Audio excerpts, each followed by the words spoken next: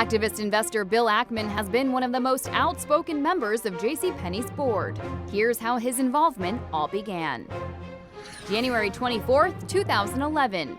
JCPenney's board announces plans to elect Bill Ackman and Stephen Roth.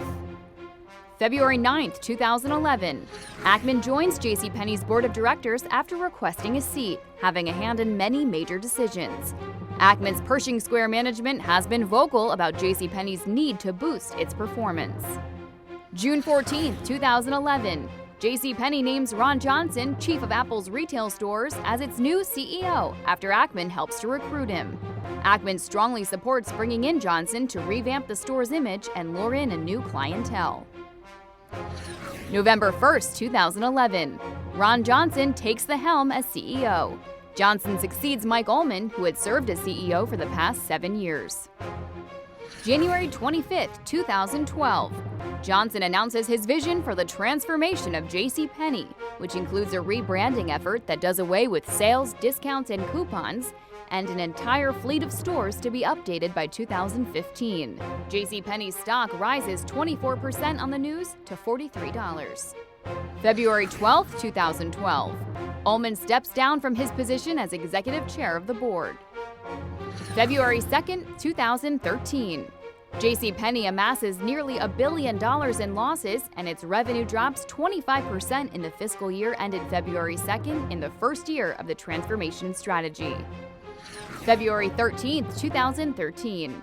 Ackman calls Johnson an incredible talent and says it's hard for him to imagine a scenario in which sales don't stabilize at JCPenney. February 27, 2013.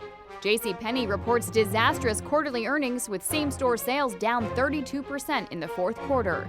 The stock tanks on the earnings news and closes at $21.16 a share. April 8, 2013.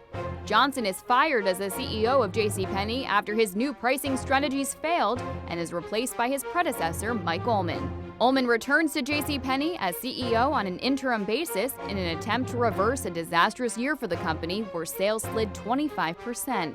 Ackman calls Mike Ullman the right guy at the right time when JCPenney rehires the former CEO. August 8, 2013.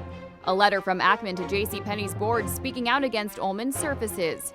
Ackman criticizes Ullman for making decisions inappropriate for an interim CEO. Ackman argues the board is moving too slowly in its search for a permanent CEO and says he wants a new chief installed in 30 to 45 days. August 8, 2013. JCPenney issues a hostile response to Ackman's letter. The letter says the board is satisfied with Ullman's performance and that Ullman has made significant progress since rejoining the company. August 9, 2013. Ackman fires back with a second letter alleging Ullman is putting his own career ahead of the company's best interests and that the chairman and other associates have kept Ackman and other company directors in the dark about some important decisions. Ackman says the board has ceased to function effectively and calls for the removal of the chairman. JCPenney fires back, calling Ackman's statements misleading, inaccurate, and counterproductive. August 12, 2013. Ackman resigns from the board, effective immediately.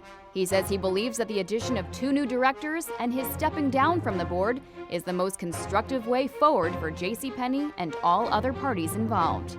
In New York, I'm Brittany Umar for TheStreet.